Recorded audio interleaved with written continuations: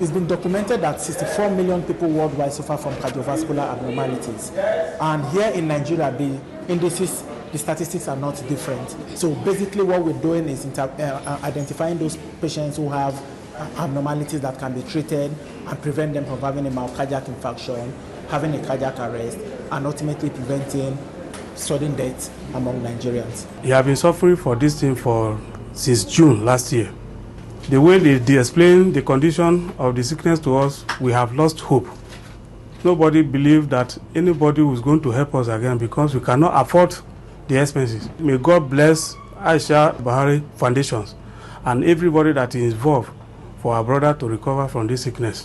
One major problem is the awareness, and the other problem is the finances, which a lot of people do not have. So this program, this partnership has come in place to help identify those people who are indigent, who are not able to have cardiac procedures, and instead of abandoning them to their own fate, the Office of the First Lady and Future Assured has collaborated with Cedarcrest to identify these patients, provide the fund for their treatment, complete fund for their treatment, and ensure that they get treated and their lives are better off, okay, and their lives are prolonged.